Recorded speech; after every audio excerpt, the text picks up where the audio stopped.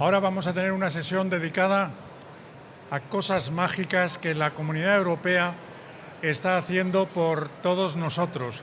Yo creo mucho en la Unión Europea y en la comunidad porque está tirando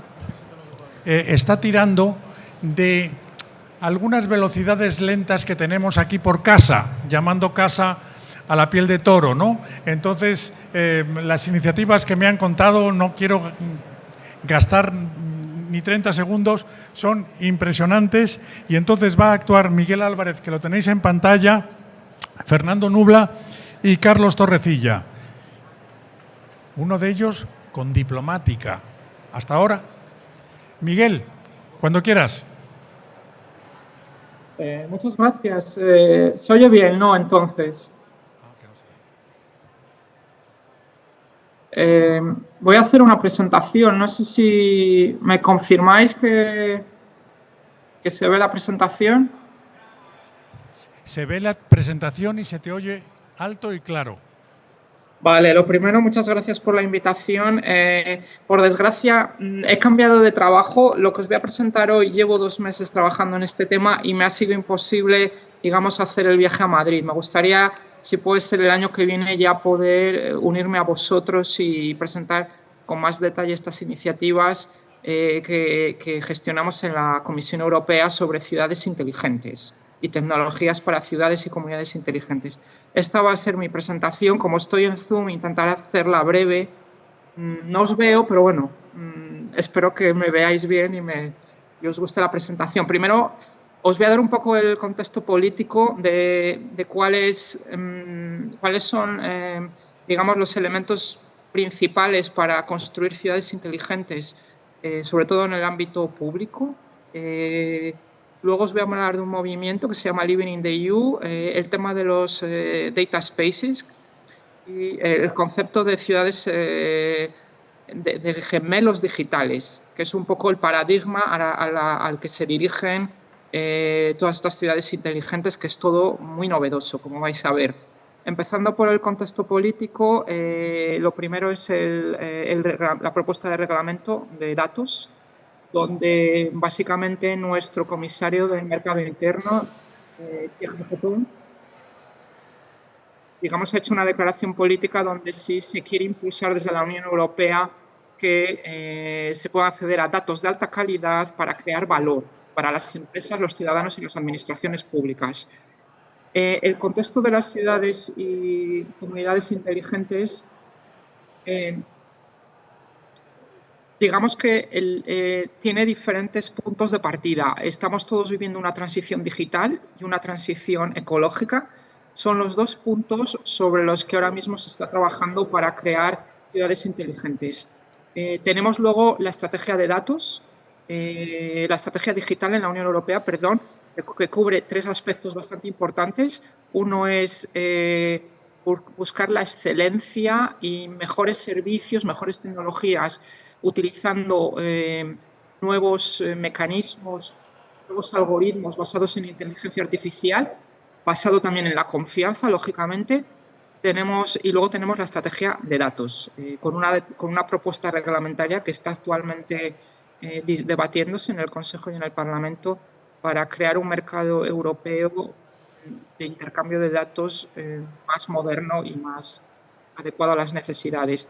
Y por último tenemos una serie de hitos a través de la década digital y la brújula digital 2030, donde ahí sí que todas las administraciones públicas necesitan hacer una digitalización, pero digamos siguiendo una serie de premisas, hitos, cumpliendo un poco las prioridades que se han marcado en la Unión Europea. Y por último, en cuanto a cómo en este caso las ciudades y las comunidades pueden hacer esta transición digital y ecológica y verde, pues están los planes de recuperación a partir de la pandemia, donde hasta el 20% de los fondos de estos programas de financiación están disponibles para la transición digital y un 30% para la transición ecológica y verde.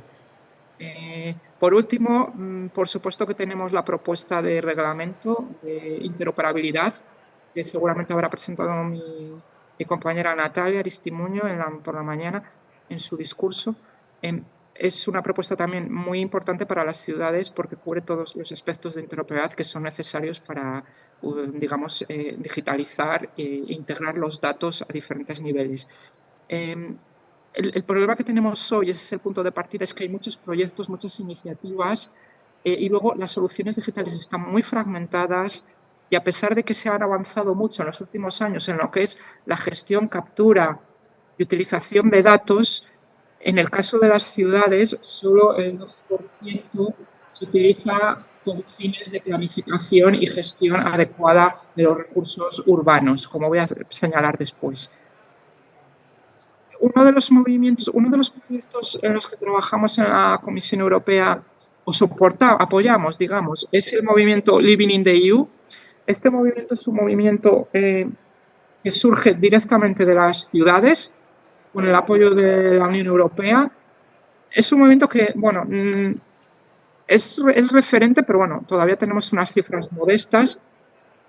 La idea es crear una comunidad de ciudades para ayudarles en la transición digital y en la transformación digital y que entren también en este área de las ciudades inteligentes. De momento tenemos 100 firmas de alcaldes, regiones, presidentes de regiones y ministros y tenéis aquí el enlace por si queréis echarle un ojo.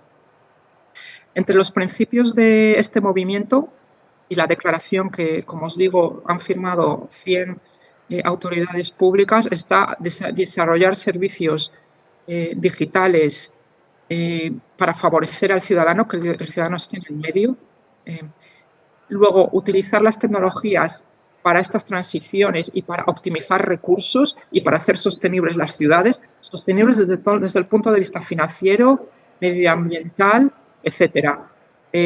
También generar servicios y valor en las ciudades para que sean socialmente responsables a través de una serie de servicios y que las ciudades sean espacios abiertos y donde se pueda vivir de una manera mucho más amigable. Por último, desde el punto de vista tecnológico, lo que se está trabajando es en diferentes desarrollos tecnológicos, estándares, protocolos, herramientas para que las ciudades creen plataformas urbanas digitales con estándares abiertos, interfaces abiertos para intercambiar datos y poder realmente optimizar los recursos. Este movimiento de Living in the EU es una gestión, una gobernanza a muchos niveles. Estamos nosotros, la Comisión Europea, también está el Comité de las Regiones y diferentes asociaciones de ciudades, incluso algunas asociaciones que trabajan en temas tecnológicos como la Red Europea de laboratorios. Aquí veis cuáles son las principales áreas en las que se trabaja, no solo el área tecnológica, sino también áreas legales, también en áreas para ayudar a las ciudades, digamos, a que tengan suficientes conocimientos de todos estos temas. Se trabaja en temas de educación y gestión de capacidades y hay unos comités y unos órganos de gobierno. El tercer punto quería hablar es de los espacios de datos.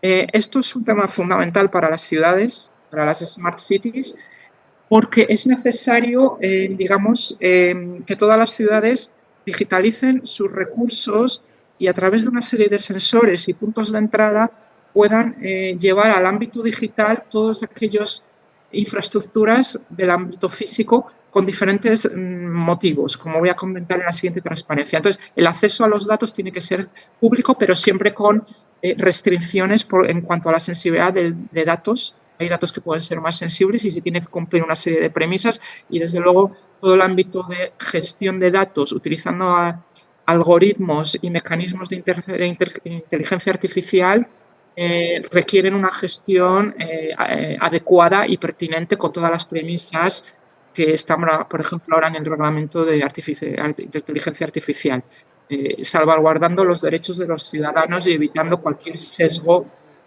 o uso indebido de los datos. También es importante el intercambio de datos, digamos, involucrar el sector privado, empresas, suministradores. Las ciudades son comunidades vivas, abiertas, donde no solo tenemos la administración en sí, sino tenemos una serie de proveedores, actores del sector privado, y ahí tiene que haber también, entran en juego intercambio de datos B2G. Hay una gestión de datos personales, donde hay que asegurar los derechos digitales de los ciudadanos, y luego hay un ámbito, por supuesto, transfronterizo entre ciudades en regiones fronterizas, incluso ciudadanos extranjeros que viven en la ciudad, y luego a nivel sectorial. Una ciudad cubre muchos sectores. Como vemos aquí, y esto es parte de la estrategia de datos de la Unión Europea, estos son sectores importantes para la creación de espacios de datos y para las ciudades inteligentes también, cubriendo diferentes áreas, sobre todo áreas de movilidad, medioambientales, de seguridad, la propia de la administración pública, gestión de servicios administrativos, etcétera, temas industriales, temas de recogida de basuras, medioambientales, etcétera. Y por último, para acabar mi presentación, todo esto ¿en qué se cristaliza? El recoger los datos, el utilizar algoritmos de inteligencia artificial, crear plataformas de intercambio de datos. ¿Por qué necesitamos todo esto? Para crear el concepto que es el nuevo paradigma en el ámbito de crear ciudades inteligentes, sostenibles, desde el punto medioambiental, desde el punto de vista medioambiental, desde el punto de vista también de la convivencia. Es crear lo que se llama el concepto de gemelos digitales, que van a aunar de una manera común las dos facetas, el digitalizar todos los aspectos, todas las infraestructuras de la ciudad, y hacerlo también, y luego también crear estas ciudades digitales que sean sostenibles, que tengan una gestión medioambiental adecuada, apoyándose en esta transformación digital.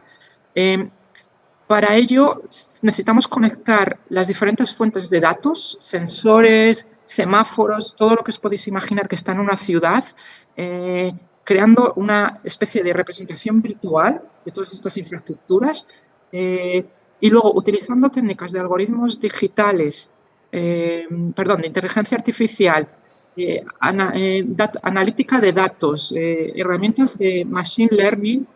Con eso lo primero es hacer una gestión integral de la ciudad, pero a la vez crear modelos y simulaciones para hacer una planificación en el corto, medio y largo plazo para optimizar los recursos de una ciudad, incluso hacer frente a desafíos como fenómenos meteorológicos adversos o incluso el cambio climático. Y aquí en la parte baja de la transparencia, en el último punto, podéis ver los beneficios, eficiencias en la gestión, y os voy a dar ejemplos en la siguiente transparencia, decisiones informadas para los gestores de la ciudad, para los proveedores, etcétera, adaptación al cambio climático, mejorar la resistencia de la ciudad frente a procesos concretos de aglomeraciones por fiestas, por eventos, etcétera, por fenómenos meteorológicos adversos, una gestión integral del urbanismo y de la planificación del tráfico, etcétera. Y aquí en la siguiente transparencia, como se había dicho, básicamente este concepto de gemelos digitales permite, primero, es algo que ya se está empezando a hacer, lógicamente, es una gestión en tiempo real, en muchos casos, o en relativamente tiempo real, de las dinámicas de la ciudad, de la gestión del tráfico, la gestión de los servicios públicos, de la recogida de basuras, la seguridad de los ciudadanos, la iluminación, etcétera, etcétera. Y en el medio y largo plazo, que eso es algo que ahora mismo está muy en mantillas, muy preliminar, pero irá evolucionando según se van digitalizando los datos, se van creando estos data spaces y se hacen interoperables y se crean plataformas para gestionar estos datos, es modelos predictivos. Poder predecir de aquí a cuánto tiempo, cómo va a evolucionar la ciudad en función de los datos que se van recabando o en el propio día, ver un poco cuál es la gestión del tráfico por parámetros, por patrones repetitivos, y así a lo largo del tiempo se hacen una serie de proyecciones y se puede optimizar la gestión de la ciudad, la gestión de las infraestructuras, incluso optimizar lo que es el uso de la energía, el desplegar nuevas tecnologías, nuevas energías renovables como paneles solares. Y bueno, aquí hay algunas cifras que se han estimado por algunas instituciones que trabajan en investigación en temas de ciudades digitales y digital twins. Se pueden ahorrar cifras bastante importantes en la gestión de las ciudades, reducir la operativa y los costos de operativa un 35%, aumentar la productividad y reducir lo que es importante porque, como os decía, ciudades inteligentes y digital twins van de la mano con el tema del Green Deal, reducir las emisiones de CO2 y la polución entre un 50 y un 100%. Y ya por último, desde un punto de vista técnico, una cosa que se está promocionando desde la Unión Europea a través de estos proyectos y se está trabajando con las ciudades y diferentes asociaciones es en el concepto de mecanismos mínimos de interoperabilidad, cómo hacer esta gestión de datos, crear las plataformas, intercambiar los datos a través de una serie de estándares, especificaciones que cubran diferentes aspectos y lo que llamamos el MIMS, mecanismos de interoperabilidad mínimos que cubren diferentes aspectos, como modelos de datos para todos los sectores que cubre una ciudad y que haya interoperabilidad entre los datos, poner en contexto esos datos que se recaban de semáforos, de diferentes sensores, etcétera. Hace falta saber un poco el contexto y luego utilizar técnicas también de inteligencia artificial a través de, digamos, una serie de salvaguardas y básicamente dar a las ciudades una serie de herramientas de cómo deben de utilizar, por ejemplo, técnicas de inteligencia artificial, cómo deben de hacer la contratación pública de herramientas, de algoritmos, herramientas de inteligencia artificial que cubran una serie de premisas. Todos estos mecanismos dan una serie de asesoramiento y especificaciones técnicas a las ciudades para que puedan digitalizarse. Y para terminar esta última transparencia, aquí vemos el ejemplo de simulaciones reales de ciudades que ya se están digitalizando y que ya están utilizando técnicas de simulación, de proyección, etcétera, como la ciudad de Rotterdam, que tiene ya de una manera sofisticada utiliza una serie de herramientas que pueden visualizar en tiempo real o en casi tiempo real diferentes aspectos de la ciudad como edificios, tráfico, etcétera. Y ya por último, en la Unión Europea, en la Comisión Europea, ya en concreto en la Connect, lo que damos es financiación a consorcios para que trabajen en estos temas y desarrollen tecnologías. Y ahora mismo acabamos de lanzar una propuesta, una call for proposal con una cofinanciación para desarrollar unas especificaciones técnicas que permitan crear una serie de toolbox, caja de herramientas, con herramientas, aplicaciones, soluciones que puedan utilizar los proveedores tecnológicos y las ciudades a la hora de contratar servicios y les permitan digitalizar las ciudades y hacer una gestión más integral de todo lo que os he contado. Entonces estamos trabajando en crear esta caja de herramientas que estará a disposición de todas las ciudades y proveedores tecnológicos y dinamizar de alguna manera el mercado europeo con todos estos temas. Esto es todo por mi parte.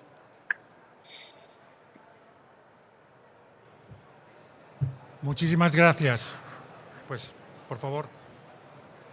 ¿Sabes si está la diapositiva en el ordenador?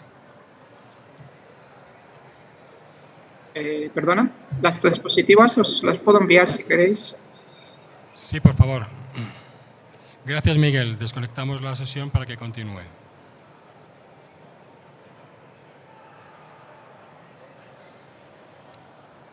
Y ahora aquí la presentación. Aquí está la mía.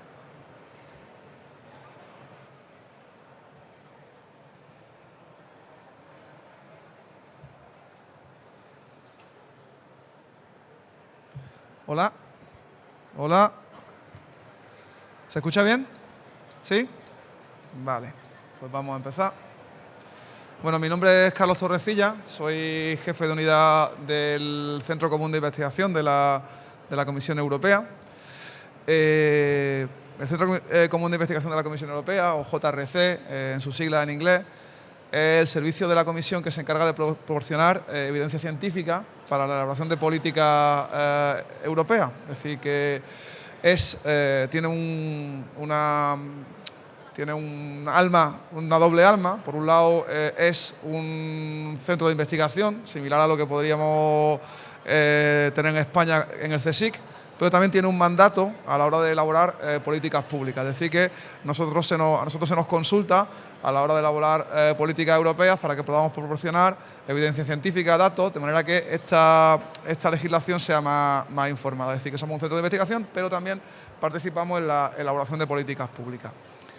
Nuestra característica fundamental es que somos independientes, es decir, que no tenemos ningún interés privado o nacional, sino que trabajamos para el proyecto europeo, y luego que somos neutrales desde el punto de vista político, es decir, que podemos proporcionar evidencia científica virtualmente a cualquier tipo de legislación, ya sea esta relativa a políticas digitales, ambientales, de transporte, movilidad, etcétera. Y trabajamos con 30 departamentos de la Comisión. Es decir, que somos a la vez un servicio de la Comisión que le da servicio al resto de departamentos de la Comisión Europea. Estamos ubicados en 5 países de la Unión Europea, en Bélgica, en Alemania, en Italia, en Holanda y en España. Y esto es una cosa que a mí, cuando me trasladé aquí a la oficina de España, me sorprendió, es que no es muy conocido que una dirección general de la Comisión Europea tiene una oficina en España, en concreto en Sevilla. Yo trabajo allí, en el que hay 400 compañeros, 400 funcionarios de la Unión Europea que proporcionan y que realizan investigación para la elaboración de políticas públicas europeas. En concreto, todo el soporte a las políticas digitales se hace desde Sevilla, desde España, para Bruselas. Yo quiero hablar hoy de inteligencia artificial y quiero empezar un poco también, como ha hecho Miguel, dando el contexto político del desarrollo legislativo que hemos hecho en inteligencia artificial. Nuestra presidenta decía que la inteligencia artificial es una gran oportunidad en Europa y para Europa. Eso quiere decir que, por un lado, nos puede ayudar a mejorar dentro de Europa, pero además puede permitir a las empresas europeas competir mejor en el escenario global. Pero todo el trabajo legislativo que se ha hecho en el mundo de inteligencia artificial no opera aislado, sino que forma parte de lo que podemos llamar una pila de elementos o de componentes que nos van a ayudar a tener éxito en la transformación digital. Desde los datos, que son el elemento o la gasolina fundamental que necesitamos para que funcione la inteligencia artificial, hasta la interoperabilidad, la manera de que consigamos que esos datos fluyan y sobre todo fluyan a nivel transnacional. Por supuesto, la inteligencia artificial, que nos permite que podamos desarrollar soluciones basadas en esos datos, y también esas soluciones pensadas para ofrecer servicios digitales que deben funcionar dentro de mercados digitales que deben ser competitivos y justos. Es decir, que datos, interoperabilidad, inteligencia artificial, servicios digitales y mercados digitales forman una pila sobre la cual la Comisión ha estado intentando legislar de manera que se determine un campo de juego que permita que Europa se convierta en un campeón digital en la próxima década. Yo he intentado resumir en esta diapositiva todas las iniciativas legislativas que la Comisión ha puesto en marcha en el ámbito de la transformación digital, en los cuales el JRC y en concreto mi equipo ha estado involucrado. Pero hoy quería hablaros de inteligencia artificial y quería hablaros también de inteligencia artificial en el sector público, puesto que el Congreso va de innovación en los servicios públicos y en el sector público. Y lo primero que tenemos que preguntarnos es por qué la inteligencia artificial en el sector público es algo particular o especial, si es que lo es.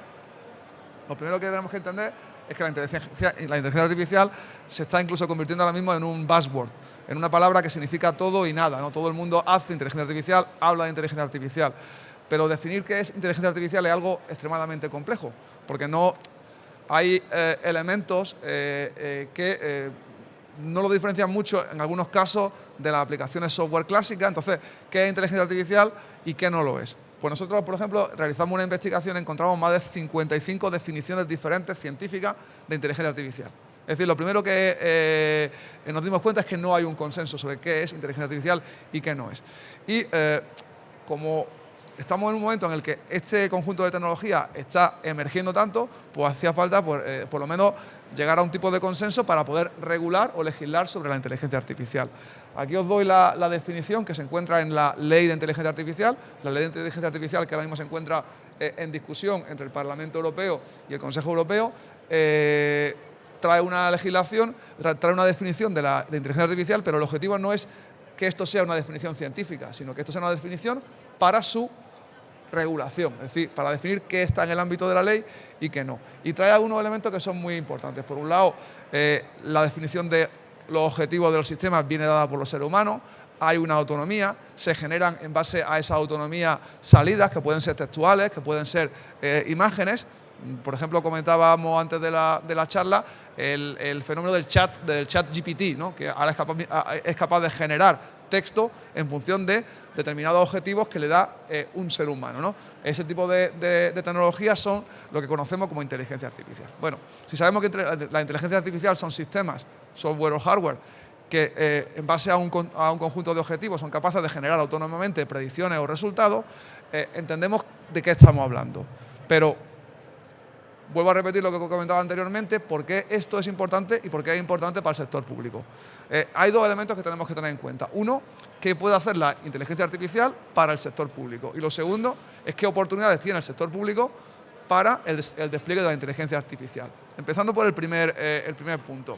Por un lado, evidentemente, la inteligencia artificial trae una promesa de mejora en la eficiencia. Es decir, somos capaces de procesar una cantidad ingente de datos muy rápido. Somos capaces de detectar patrones no evidentes en esos datos. Bueno, todo eso puede mejorar la forma que tenemos de proveer servicios públicos al ciudadano.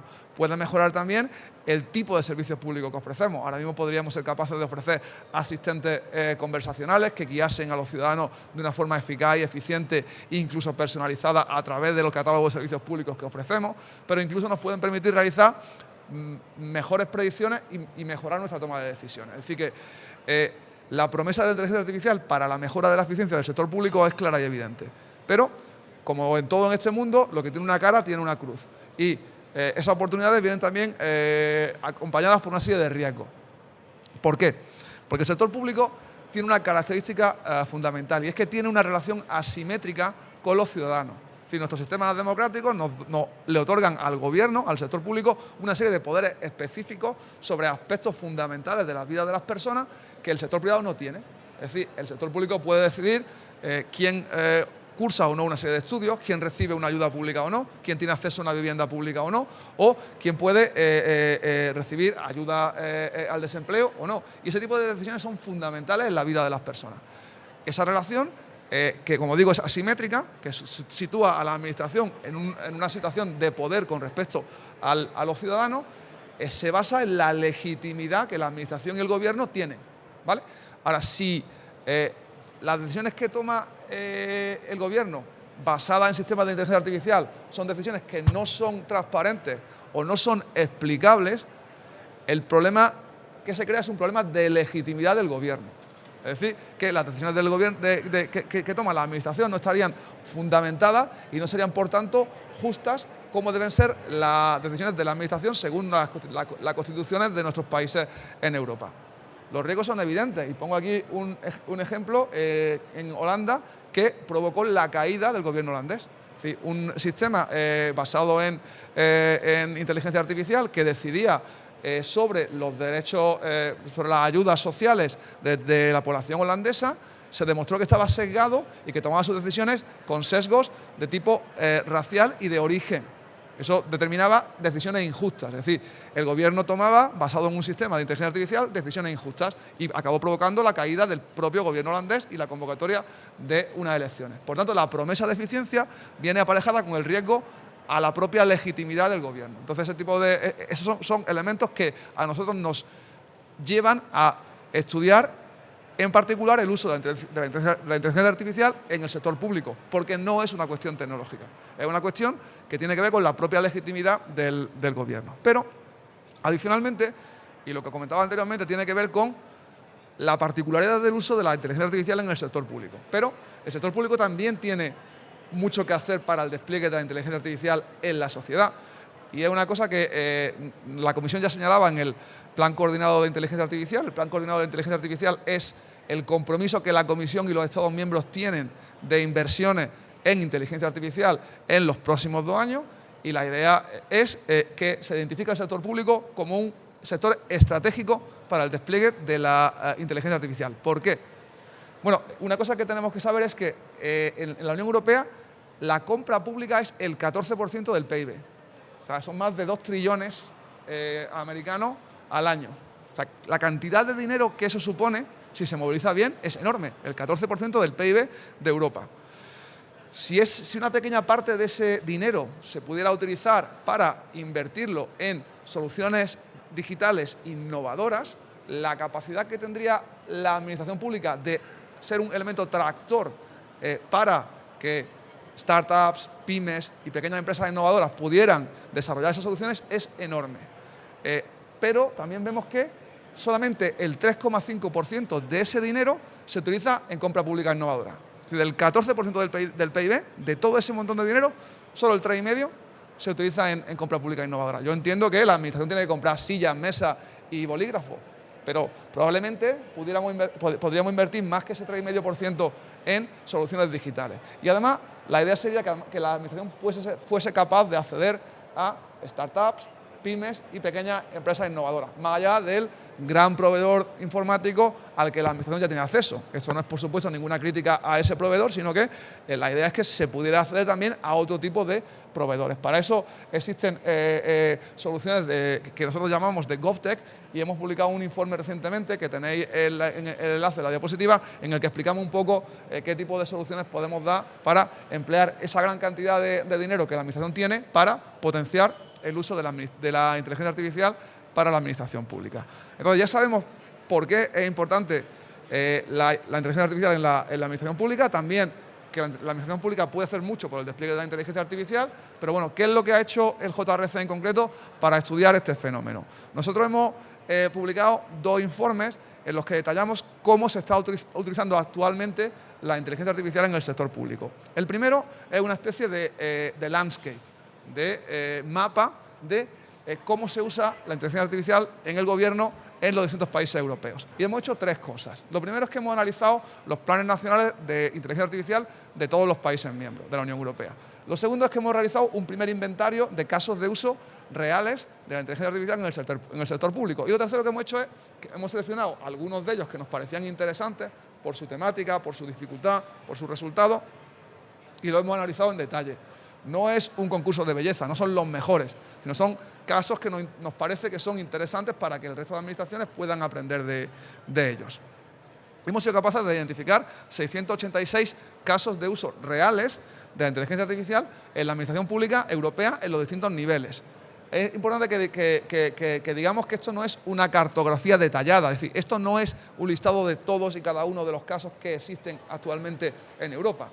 Es una identificación de aquellos que son públicos, basado en básicamente 3 fuentes: repositorios nacionales, noticias públicas y respuestas a encuestas que hemos enviado a los distintos responsables nacionales, pero sí que nos determina 2 cosas. Por un lado, el volumen, es decir, 700 casos reales de uso de la inteligencia artificial en el sector público es un número significativo, y probablemente la distribución geográfica sea también indicativa. ¿Por qué? Porque si los casos son públicos, quiere decir que existen. Y yo dudo que una administración haga inteligencia artificial y a día de hoy no lo haga público, porque es una tecnología que también tiene un elemento de relaciones públicas muy, muy interesante. Ahí indico los 36 que hemos identificado en España. No quiere decir que sean solo a nivel del Gobierno central, son 36 en los distintos niveles de la administración española.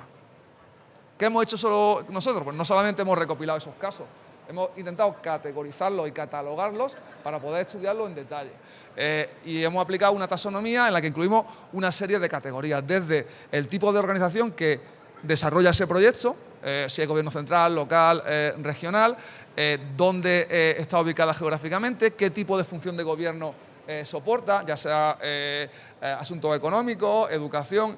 Luego también hemos estudiado el tipo de procedimiento administrativo que se soporta, a quién se le presta servicio, si es al ciudadano, si es a otro gobierno, si es al sector privado. También qué tipo de mejora o de valor trae ese caso, y luego, por último, qué tipo de soluciones tecnológicas se utilizan para desarrollar ese caso de uso. Aquí os presento rápidamente algunos datos. No quiero extenderme mucho porque tampoco tengo demasiado tiempo y todavía Fernando tiene que hablarnos. Por ejemplo, identificamos que, como era evidente, el Machine Learning es la tecnología de inteligencia artificial más usada en estos casos, aunque encontramos otras soluciones como el reconocimiento de imagen o el procesado de lenguaje natural. Encontramos ya un 40% de casos que están en producción. Y esto para nosotros fue una sorpresa, porque uno puede pensar que la inteligencia artificial es algo que está todavía en una fase de innovación, de experimentación, pero 4 de cada 10 de los casos que hemos analizado son casos que están en producción, es decir, que dan soporte a servicios públicos digitales ahora mismo y en distintas partes de Europa. Evidentemente, luego hay una gran cantidad que están entre fase piloto y en desarrollo, un 55% de ellos, incluso algunos casos que se han descartado aproximadamente el 4%. Pero ya esto nos muestra que hay una realidad y que la inteligencia artificial se usa para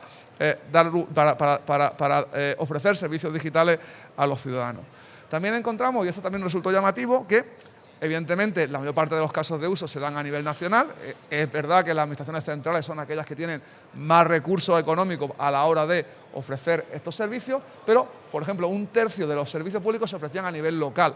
En los distintos paneles que hemos tenido hoy aquí, algunos de los compañeros ya han mencionado proyectos de inteligencia artificial en ayuntamientos como Mataró, como otros de España. Bueno, pues quiere decir que evidentemente no solamente los gobiernos centrales que tienen a lo mejor más capacidad de inversión pueden hacer estos proyectos, sino también otras administraciones locales también tienen ese componente de innovación y de desarrollo de este tipo de proyectos.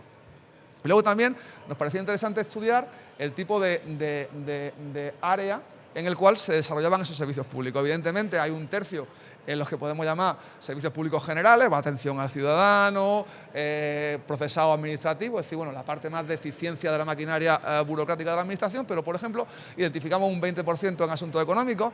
¿Por qué? La inteligencia artificial puede ser un elemento muy importante para la detección del fraude, por ejemplo, para las oficinas de recaudación de impuestos en la administración, y un 15% en el ámbito de la salud, que también nos parece muy relevante porque también pensamos que el uso de la inteligencia artificial a la hora de proveer servicios de salud es algo que es bastante prometedor, ¿no? Y por supuesto también a la hora de utilizar la inteligencia artificial en aspectos de orden público y seguridad, ¿no? Y ahí hay también otro gran potencial para esta tecnología. Bueno, ¿cuáles son las lecciones que nosotros sacamos de nuestro análisis? Primero, es que la inteligencia artificial es una realidad. La inteligencia artificial en el sector público es una realidad, no es una promesa, no es algo de investigación y desarrollo, sino que existe y se usa para mejorar la maquinaria administrativa. Eso quiere decir que si hay una realidad hay que prepararse, es decir, no es algo que podamos dejar para mañana o para la semana que viene. Si hay una realidad y tenemos que prepararnos, necesitamos conocimiento interno. Necesitamos especialistas en inteligencia artificial dentro de las administraciones que puedan desarrollar y mantener esos servicios públicos que ya estamos ofreciendo. Pero no solamente necesitamos ingenieros o científicos de datos o expertos en inteligencia artificial, también necesitamos aumentar el conocimiento general de la inteligencia artificial en el funcionariado y en el empleado público. Hay un elemento fundamental y un concepto que aparece mucho cuando hablamos de la inteligencia artificial fiable, y es el concepto de supervisión humana. Pero la supervisión humana no consiste en decirle al administrado lo que me ha dicho la máquina. Eso no es supervisión humana. Eso es ser un correo, ser un transmisor, pero no es la supervisión humana. La supervisión humana quiere decir ser capaz de interpretar críticamente el resultado de un sistema basado en la inteligencia artificial con su rango de error y, en base a mi conocimiento y a esa interpretación, tomar una decisión. Porque en muchos casos nuestros regímenes jurídicos van a determinar que la decisión la toma una autoridad y no un sistema. Entonces, no solamente necesitamos ingenieros o desarrolladores de inteligencia artificial, sino también necesitamos que nuestros empleados públicos sepan interpretar los sistemas de inteligencia artificial. Tenemos que combinar el conocimiento interno con los servicios que nos pueden proveer prestadores externos de servicios informáticos, es decir, que hay también un mercado innovador fuera de la administración que tiene que ser un socio a la hora de desarrollar estos servicios. La inteligencia artificial que tenemos que desarrollar en la administración pública debe ser fiable, y eso quiere decir que debe ser transparente, debe ser explicable. ¿Para qué? Para evitar el problema de legitimidad al que me refería anteriormente. Y por último, y yo creo que este es un elemento muy importante, la tecnología es solo la mitad de la historia. Esto no es un problema tecnológico, y me atrevería a decir que la parte tecnológica es lo de menos. Es un problema organizativo, es un problema de gobernanza, es un problema de conocimiento, es un problema de habilidades, y hay que afrontarlo desde ese punto de vista y probablemente llevarlo a los niveles de decisión que corresponda. Aquí os dejo el enlace donde podéis acceder al catálogo donde tenemos publicados los casos de uso que hemos analizado. Todos estos datos son públicos, o sea, junto con el informe se puede navegar y ver en detalle los distintos casos de uso que hemos elaborado. Y junto con este informe, y ya para terminar, hemos elaborado un segundo informe en el que lo que hacemos es determinar recomendaciones para adoptar inteligencia artificial en el sector público. Y estas recomendaciones no las hemos hecho nosotros en un rincón porque somos grandes científicos y expertos en inteligencia artificial, las hemos hecho junto con los Estados miembros, junto con representantes de los 27 Estados miembros, en una serie de workshops de co-creación en la que hemos intentado definir un marco conceptual que se puede tener en cuenta a la hora de implementar satisfactoriamente la inteligencia artificial en el sector público. Hemos incluido 16 recomendaciones dentro de 4 áreas de intervención. La primera, que tiene que ver con promover el uso de una inteligencia artificial fiable y centrada en el ser humano. La idea es que se adopten guías éticas de uso por parte de la administración, es decir, qué se puede hacer y qué no se puede hacer con la inteligencia artificial, y que hablemos siempre de una inteligencia artificial confiable, es decir, transparente, explicable, no opaca. El segundo área de intervención tiene que ver con la gobernanza y con la construcción de capacidad, y ahí hablamos desde proporcionar financiación para el desarrollo de soluciones de inteligencia artificial o incluso la existencia de guías internas para el desarrollo de este tipo de sistemas. La tercera es más técnica, que sería la capacidad de tener un ecosistema de desarrollo de inteligencia artificial, y aquí hablamos de, por ejemplo, soluciones reutilizables, de manera que no tengamos 27 sistemas completamente separados en los 27 Estados miembros, y hablamos también de la interoperabilidad. Y por último, monitorizar el impacto de la inteligencia artificial en el sector público de una manera sistemática, ¿no? En estas 4 áreas, ahí tenéis las 16 áreas de intervención, y con esto pues queremos complementar el primer estudio, que es más una cartografía, en este caso un marco para el desarrollo de inteligencia artificial. Tenía alguna diapositiva más, pero yo creo que en aras del tiempo, para que Fernando pueda también tener tiempo para contar su parte, yo voy a terminar aquí. Y nada, pues con esto os agradezco vuestra atención. Torear a esta hora siempre es más complicado, pero la verdad es que es un placer estar aquí.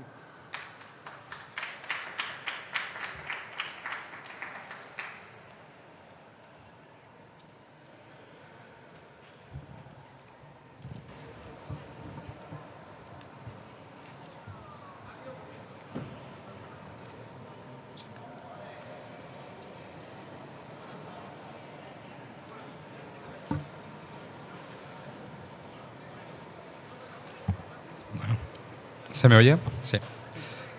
Hola, buenas tardes.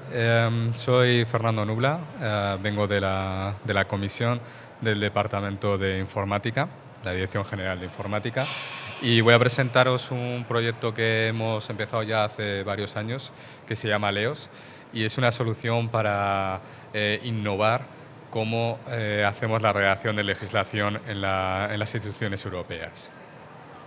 He preparado una pequeña agenda con diferentes puntos que os quiero mostrar. La primera parte es daros un poco el contexto, este contexto en el que estamos ahora mismo de transformación digital. Hablaros de la solución de LEOS, porque la hemos implementado y qué estamos haciendo con esta solución. Hablaros un poco de interoperabilidad. Tenemos un nuevo formato que se llama Comandoso for You para redacción de legislación, y queremos explicaros un poco en qué consiste. Y por último, 2 aspectos, que es la comunidad de LEOS, porque somos un proyecto de código abierto, tenemos una comunidad detrás, y el futuro del proyecto. La primera parte es la transformación digital. LEOS empezó como un proyecto que su objetivo principal era cómo digitalizar la redacción de legislación. Era cómo pasar de un formato Word en tu ordenador local a un formato en una plataforma online en la que puedes colaborar y trabajar con otras personas a la vez. Pero ahora mismo estamos entrando en la nueva era de transformación digital y de interoperabilidad, y tenemos que dar un paso más. No podemos quedarnos solo en la digitalización, tenemos que pensar en transformar el proceso. Y para ello lo que necesitamos son nuevas herramientas, un nuevo ecosistema, y aquí LEOS va a ayudarnos, y explorar nuevas formas para hacer la redacción de legislación. Y en esta exploración es donde vamos a entrar a investigar la inteligencia artificial y el machine learning, que os comentaré un poquito más adelante. Este gráfico que veis es cómo se elaboran las leyes a nivel de la Unión Europea. Veis las diferentes fases, no quiero ir mucho en detalle en todas, pero veis, por ejemplo, la fase de planning, donde planificamos que vamos a hacer una nueva iniciativa. Se empieza a redactar, empezamos a redactar el texto legal. Hay una segunda fase en la que consultamos a todos los diferentes servicios de la Comisión Europea, a diferentes direcciones generales, y donde recibimos comentarios y sugerencias sobre el texto que estamos intentando redactar. Todo esto actualmente se hace en base a documentos Word que se envían, se reciben con track changes, con diferentes comentarios. Cuando tienes que consultar 40 servicios, imagínate la situación de tener que abrir 40 documentos y tener que comparar uno a uno para ver lo que hay. La última fase es una fase muy importante en la cual se traducen todos los documentos en todas las lenguas oficiales, en los 24 idiomas, y donde se adopta. Pero no acaba aquí el proceso. Una vez que hemos adoptado la propuesta de legislación, tenemos que enviar estos documentos al Parlamento Europeo, a la Comisión Europea y a 94 diferentes miembros, contando comités, Estados miembros, administración pública, etc. Una vez la legislación ha sido enviada al Parlamento Europeo y al Consejo, ellos tienen la potestad de adoptarla y que se convierta en ley. LEOS está en un programa que es dedicado para los Estados miembros, que se llama el Digital Europe Program. Estamos en la línea de interoperabilidad, en la línea de Digital Transformation. ¿Y por qué esto es importante? Porque aunque yo os he mostrado cómo estamos intentando usar esta aplicación también en el contexto europeo, nuestro objetivo principal es que esta aplicación sea utilizada por los Estados miembros y que todos los Estados miembros tengamos un mismo formato y una misma forma de redactar la legislación. Os voy a hablar ahora un poco más en detalle de LEOS. ¿Por qué cambiar? ¿Por qué decidimos en un momento que necesitábamos hacer algo nuevo de una forma diferente? Como he explicado antes, el proceso es muy complejo, lo veis en la imagen. Hay muchísimas versiones que están en circulación. Estas versiones se envían en emails, a veces se imprimen y se envían en papel, y llega un momento en el que tú no sabes cuál es la última versión, no sabemos cuál es la versión definitiva del documento. Las herramientas que tenemos ahora no nos ayudan a aplicar las normas y los estilos de redacción. Cada persona, dependiendo de sus conocimientos, los va a aplicar de una forma u otra. No hay funciones de colaboración, cada uno trabaja con su documento en su ordenador y no hay forma de colaborar. Y tenemos una limitación técnica para evolución. No están escritas en un formato en que luego podamos explotar esta información, como he dicho antes, con otras técnicas, como Machine Learning o inteligencia artificial. Una vez que hemos entendido el problema, lo que hicimos fue definir la aplicación y qué tenía que tener esta aplicación. Nos hemos basado en 4 pilares diferentes. El primer pilar es la estructura. Como he dicho antes, queremos que los autores tengan una herramienta que les ayude a aplicar las normas de redacción y que ellos se centren en el texto, en la calidad del texto. No queremos que pierdan tiempo pensando si esto es un artículo, es un párrafo, es un punto o cómo se hace esta referencia interna o externa. No, queremos que se centren en el texto y en la calidad del texto. Queremos también reutilizar ese texto existente. ¿Por qué? Porque sabemos que cuando empezamos un texto legislativo, normalmente no empezamos desde cero, siempre cogemos partes que sabemos que se han hecho en otras legislación y que queremos reutilizar. Por ejemplo, tenemos una integración con el Diario Oficial de la Unión Europea, donde podéis elegir las diferentes partes de texto que queréis importar. El tercer pilar es el control de versiones. Queremos que todas las versiones, todos los cambios estén en la misma aplicación, que en todo momento sepamos cuál es la versión definitiva y que todo el mundo sepa cuál es. Y el último pilar es la colaboración, una colaboración online, que todo el mundo pueda meterse en la aplicación, colaborar de diferentes maneras. directamente en el texto, haciendo cambios en el texto, o por ejemplo con comentarios y sugerencias. Voy a enseñar una captura de pantalla por cada funcionalidad que os he explicado. Cuando hablamos de la estructura, esto es Leos directamente. Veis como, por ejemplo, en este caso estamos editando un artículo 6 y tenemos las diferentes partes con los diferentes párrafos, con la numeración correcta y el orden en la izquierda de los artículos. En el caso de la importación, aquí veis que estamos cogiendo partes de un texto de una regulación del 2018, el 644, y podemos decir quiero importar este artículo 4 completo y luego podré cambiarlo, por supuesto. La control de versiones, veis a la izquierda todas las diferentes versiones. Cada cambio que hacemos en el documento genera una versión y podemos ver exactamente qué persona ha hecho ese cambio y en qué tiempo. Y por último, la colaboración. Podemos crear comentarios y sugerencias. Las sugerencias es el primer caso que veis a la derecha y veis que hay un botón Accept the Reject. Esto funciona de la forma en que la persona que está haciendo la sugerencia está cambiando, está proponiendo un cambio en el texto y luego la persona que tiene la mano en el documento puede aceptarlo o no aceptarlo. Ahora que habéis visto un poco la aplicación, os podemos decir qué opinan ya nuestros usuarios de Leos.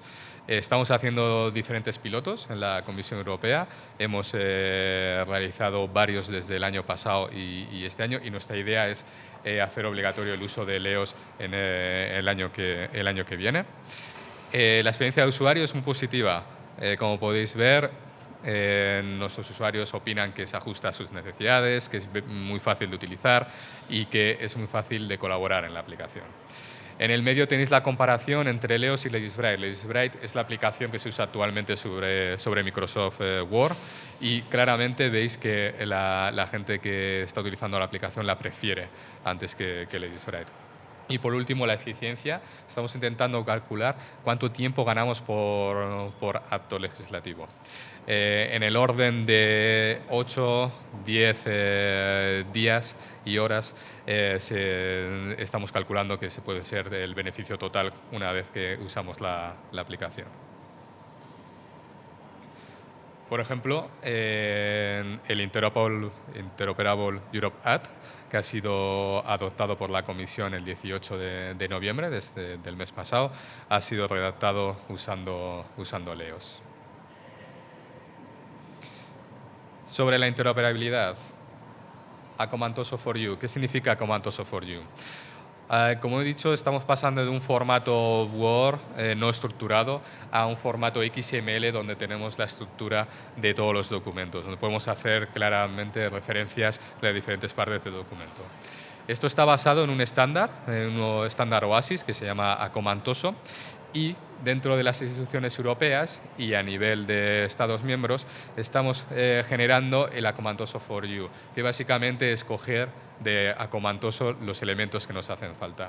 Y nuestra idea es que todas las instituciones, cuando nos pasamos textos legales, los hagamos en este formato, los hagamos en el formato Acomantoso for You y dejemos de utilizar formatos como Word.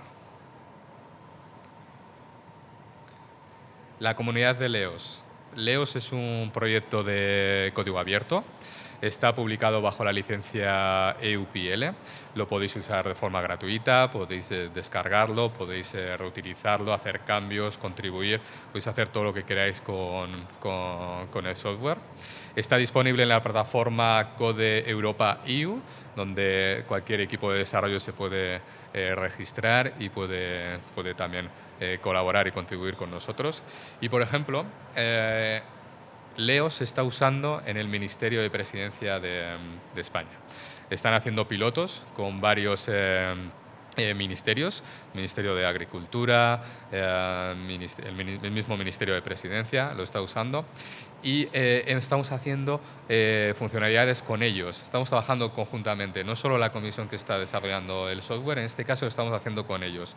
Y hemos hecho una funcionalidad que son los actos modificativos, es cuando cambias algo en una ley que existe. Y por último, ofrecemos un soporte porque tenemos un equipo detrás de Leos y estamos aquí para ayudar a cualquier administración pública a reutilizar la herramienta. Una imagen de los diferentes Estados miembros que están usando o pensando en usar Leos. Tenemos diferentes fases. Tenemos una fase de consulta cuando nos están contactando, prospección cuando ya hacemos reuniones más en detalle con equipos técnicos para ver cómo se podría utilizar, el análisis cuando están haciendo proof of concepts y por último el proyecto cuando ya el Leo se está usando en el país para hacer algunos pilotos o para usarse de forma productiva. En nuestro caso, el país más avanzado es España. Estamos muy orgullosos, por lo menos personalmente como español, de que España esté en la punta de lanza en la adopción de Leos.